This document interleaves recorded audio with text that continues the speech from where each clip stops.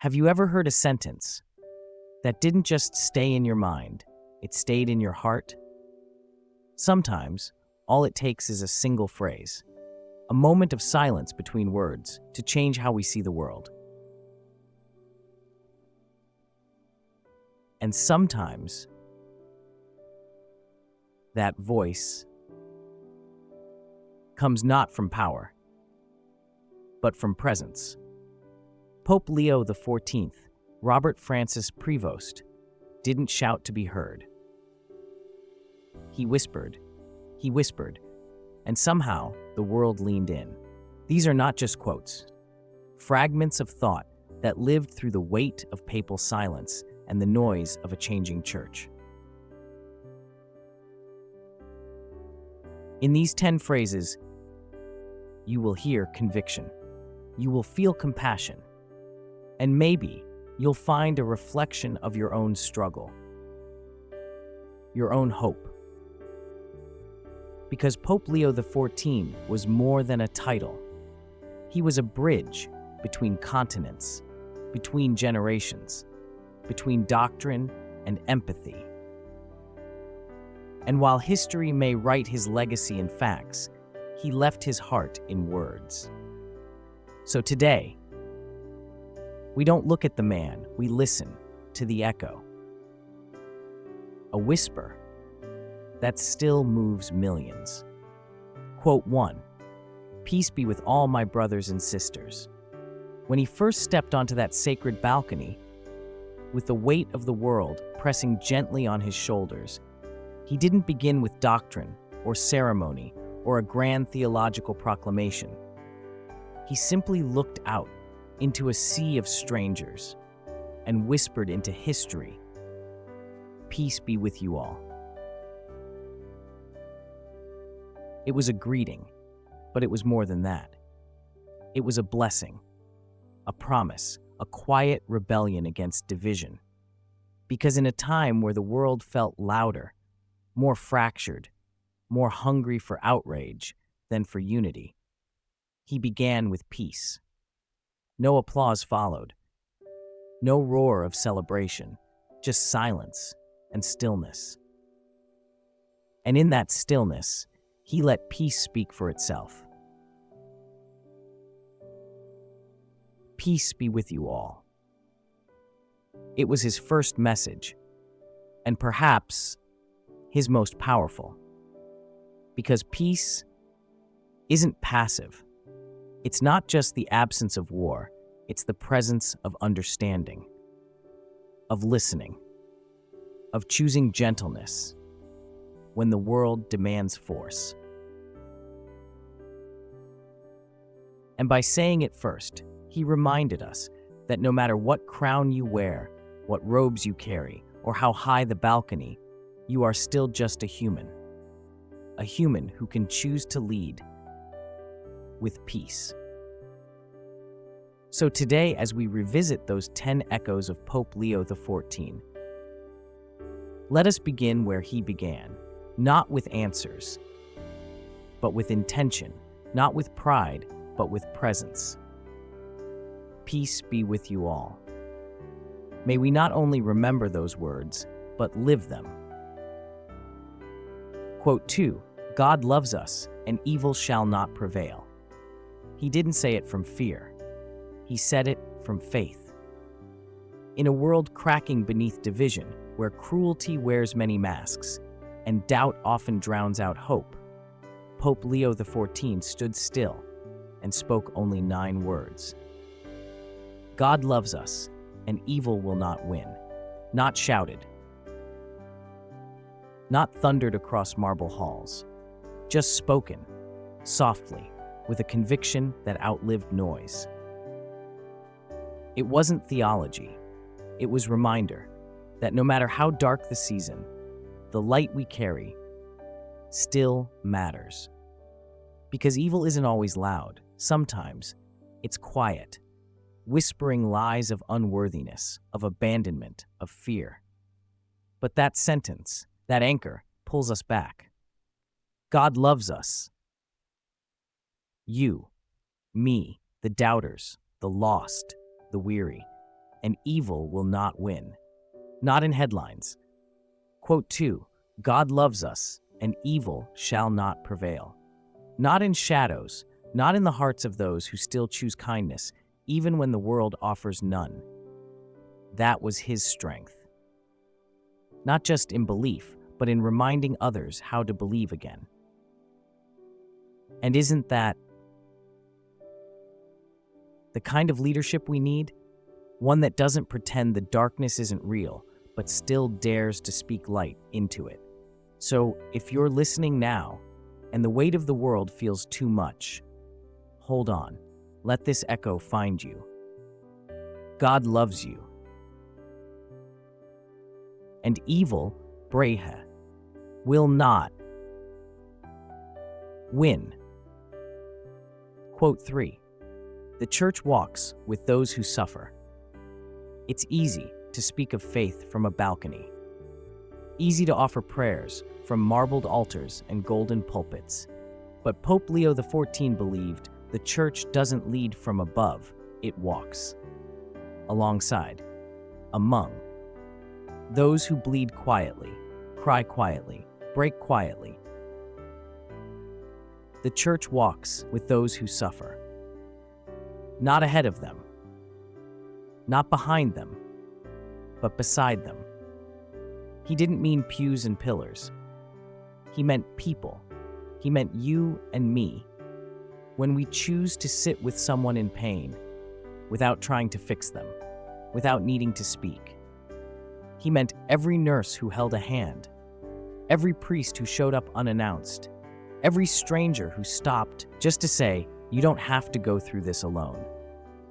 Because suffering isn't something to be solved. It's something to be witnessed, walked with, shared. That's what he believed the church should be, not a sanctuary to escape the world, but a shoulder to lean on while walking through it. And that's why this quote, simple as it is, stays, because it turns the church from a building into a presence. So if you're suffering right now, hear this not from marble or gold, but from someone who once stood in your shadow and still said, we walk with you. Not to save, not to lead, but simply to walk. Quote 4, with you I am a Christian, for you I am a bishop. Some quotes reveal not just the man, but the way he chose to lead. With you I am a Christian, for you I am a bishop. In those two lines, Pope Leo XIV flipped the hierarchy upside down. He reminded us that leadership is not a throne, it's a towel. It's kneeling to wash the feet of others. With you, I am a Christian. He placed himself beside the people, not above them, equal in faith, equal in frailty, equal in the daily struggle to love better. For you, I am a bishop, not for titles, not for robes, but to serve, to hold burdens, to make decisions that cost more than they reward. That was Leo's genius. He didn't wear authority like armor. He wore it like a responsibility, breaked point, that he never stopped questioning. Because true leaders don't remind you of their power, they remind you of your worth. He walked among the poor, not to be seen, but to see, to listen, to understand the weight of pain before speaking a single word of comfort. That's what it means to be a bishop. Not to lead from marble steps, but to carry cracked hearts. One quiet conversation at a time. So when he said, with you I am a Christian, he claimed no special grace, only shared humanity. And when he added, for you I am a bishop, he accepted the cost of compassion, the weight of service. Let that echo stay with us. Because titles fade, but humility, that always leaves a mark. Quote 5. The church welcomes, especially those at the margins. Not everyone walks through the front door. Some stand outside, not because they want to, but because they were never invited in. And so Pope Leo XIV said, "The Church welcomes especially those at the margins." Not just the faithful, not just the devout, but the forgotten, the wounded, the doubting. He believed that the measure of any church is not how it treats the confident voices in the center, but how gently it speaks to the silenced ones outside. The margins are where pain hides, where shame lingers, where hands reach out and are often met with nothing. But Leo stood for a different kind of door, one that opens before you knock, one that says, you don't need to be perfect to belong. He walked with those who had lost their place, in families, in society, even in faith itself. And to them he said, "This is still your home. Not someday, not after confession, not if you change, but now, as you are." Because the margins aren't empty. They're full of voices that simply got quieter when no one listened. And so his quote wasn't just an invitation, it was a vow that the church will go where dignity is missing, where belonging feels like a myth, and love shows up, not with answers, but with arms wide open. So if you've ever felt unseen, if you've ever stood at the edge, hear this now. You were never too far. You were always welcome. Quote 6. A bishop must have a global vision. There was a time when being a bishop meant knowing your city, your people, your corner of the world. But Pope Leo XIV saw a different horizon. He once said, a bishop must have a global vision, not just because the church spans continents, but because suffering does too. Break, so does injustice. So does hope. He believed you cannot lead a people if your eyes never look beyond your borders. And so he listened to the cries from South American villages, to the silence of persecuted minorities in Asia, to the forgotten faith of young generations in Europe, to the rising struggles of migrants across oceans. He didn't offer one-size-fits-all answers, because vision doesn't mean control. It means perspective. And he taught that a bishop's heart must stretch wider than his calendar, must beat for more than those who agree with him. That's why he met with youth groups and listened more than he spoke. Why he stepped into refugee camps, not to be photographed, but to be changed. Because a global vision doesn't come from reading headlines. It comes from hearing stories, one soul at a time. So if you lead anything, a team, a classroom, a family, remember this: you don't need to see the whole world, but you must care as if you did. That was Leo's legacy, not just to lead globally, but to love globally. Quote 7. A bishop must not be a little prince. Some thrones are invisible, made not of gold, but of ego, built not in cathedrals, but in hearts that forget how to kneel.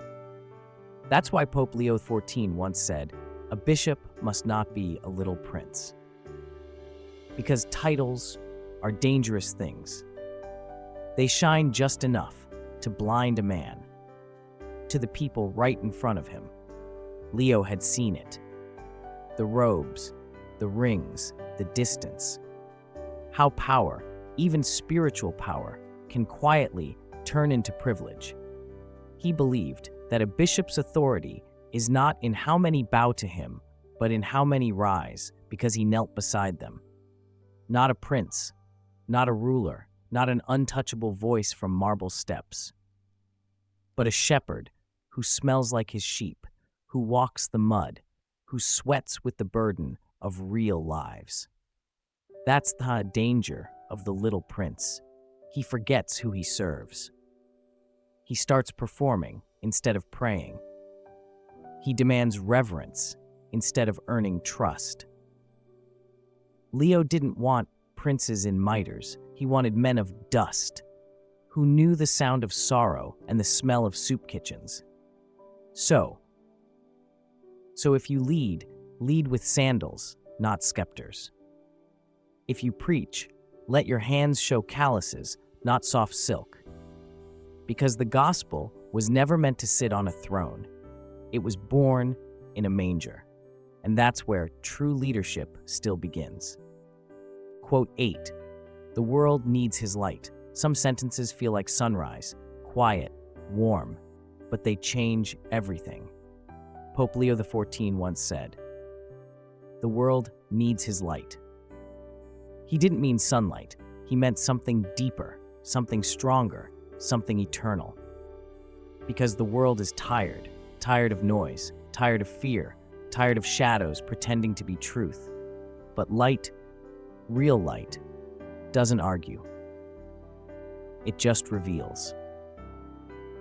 Leo believed this light, God's light, isn't just a flame in heaven, it's a spark waiting in each of us. He challenged us, don't wait for the world to get brighter. Be the brightness. Be the candle in someone's dark room. Be the window someone forgot they had.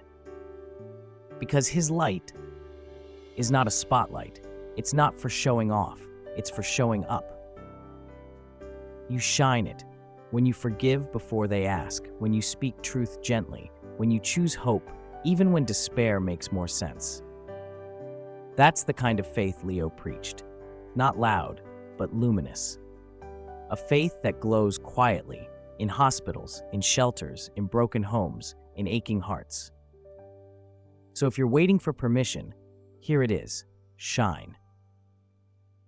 Not because you're perfect, but because this world needs his light. And sometimes, the only way that light reaches someone's night is through you. Quote 9, build bridges through dialogue. Walls are easy. They take bricks and a little fear. But bridges take courage, patience, and something we often forget, dialogue. Pope Leo XIV once said, build bridges through dialogue. Not compromise, not silence, but dialogue, the hard work of listening before you speak. Because real dialogue isn't about winning, it's about understanding. It's where voices don't get louder, they get closer. Leo knew that the church must be a place of connection, not correction, where different stories don't cancel each other out, but complete a fuller picture. He once sat for hours with a young man who had walked away from faith, not to convince him, but to hear his story. And in the silence between them, a bridge was born. That's what Leo meant. That's what Leo meant. Dialogue doesn't begin in agreement, it begins in respect, and ends not with the same opinions, but with shared dignity. The world today, it builds walls with every headline, and shouts across gaps that only grow wider. But you can build something different. One question, one pause, one tell me more. Because every bridge starts with someone brave enough to lay the first stone, made not of certainty, but of compassion. So build the bridge, even if it sways, even if it's slow, even if you must build it alone. Leo did, and that bridge still holds. Quote 10, we are disciples. Christ goes before us. He could have said, I lead the church. But Pope Leo XIV didn't. He chose different words. We are disciples. Christ goes before us. Simple, but in those words, a lifetime of humility. Because leadership without followership is just wandering. Leo didn't walk to be seen. He walked because someone greater was already ahead. He reminded us, we don't lead with answers, we follow with trust. When the path grows dim, when the world is loud, when we don't know which step is next, we look forward. Because he is already there. That's the beauty of discipleship. You don't have to create the light, you just have to walk toward it. Leo believed, the church is not a parade of saints, but a procession of seekers, all stumbling, all hoping, all following the same footprints. So whether you lead a parish or a family or just your own next decision, you don't walk alone. The one who calmed storms still walks ahead. And when you feel unworthy, remember, he didn't call the perfect, he called the willing. We are disciples. We fall, we rise, we learn, we keep going. And no matter where the road turns, no matter how heavy the day, Christ goes before us. That's not just hope, that's the direction. 10 quotes, 10 echoes, but only one question remains. What will you do with them? Because inspiration isn't the end, it's the ignition. A spark that only becomes light if you carry it. Pope Leo XIV didn't change the world with speeches. He changed it with posture. He knelt, he listened, he walked when it was easier to sit still. And that same light, that same strength, lives in you. When you choose peace, even when anger feels justified. When you welcome the unseen, even when no one is watching. When you build a bridge, instead of throwing another stone. When you walk humbly, because you know you're not the first to walk that road. The world doesn't need louder voices. It needs deeper ones. It needs people who don't just admire these quotes, but embody them. So take one, just one, write it down, carry it into your next conversation. Let it soften your anger, steady your fear, expand your circle. Because maybe the next echo doesn't come from a pope. Maybe it comes from you. And if even one of these words moved something in you today, then don't just remember them, live them. The world is still listening. Make your voice an echo worth repeating.